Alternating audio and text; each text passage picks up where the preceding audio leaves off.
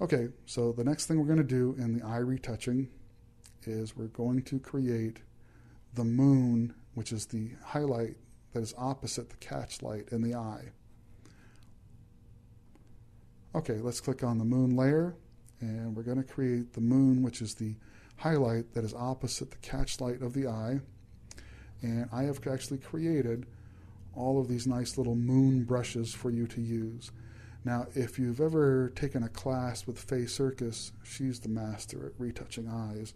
She goes in each time and she paints a perfect crescent moon in a person's eye because she's a true artist. I'm a photographer, and I have big, fat, clunky fingers, and I cannot paint brushstrokes beautifully the way Faye Circus does. So I do things a little bit more mechanically, and when I create something that works well for me, I make a brush out of it so I can reuse it over and over again.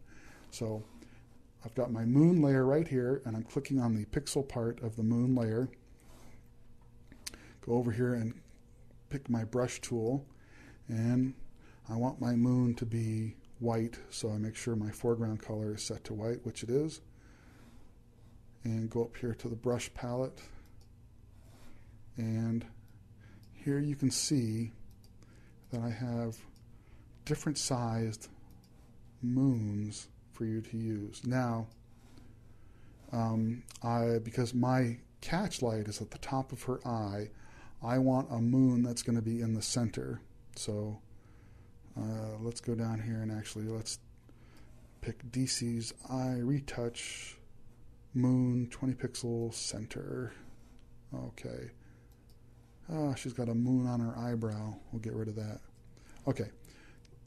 Let me go right over here, and right on at the bottom of the iris, just above the iris ring, I'm just going to click once, and I've just stamped the moon on there for us to use. Now, it's a little bit bright, so I'm going to go over here to my layer, my moon layer, and you can actually see that up here, when I ran those actions, or ran that action that created these layers, it set the layer blending mode to screen.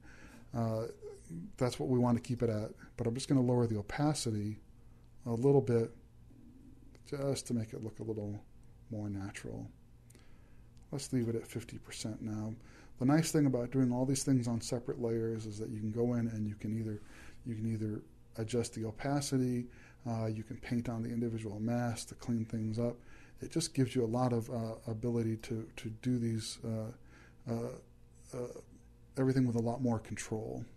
So, okay, that's all of the retouching for the eye, using all these layers and using the action that I created for you. And everything is now contained in this nice little folder here, this layer grouping called Eyes Retouched.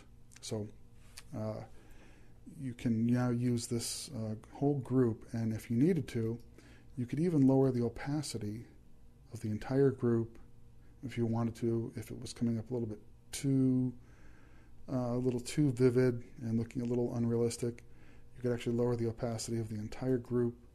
And of course, when you do all your retouching, you need to do both eyes. In this case, I didn't, just to show you and just for brevity's sake. But here, let's back out a little bit. And here, I can click that group off and on. So I just did the one eye, but that's everything where it's all retouched. And again, like I said, I could either adjust the opacity, or if I saw something I didn't want and wanted to eliminate completely, I could use the mask here and paint on it. So that's it for eye retouching. Thanks for sticking with me through all those lessons, and I hope you got something out of it. Hey, thanks. Let's move on to something else.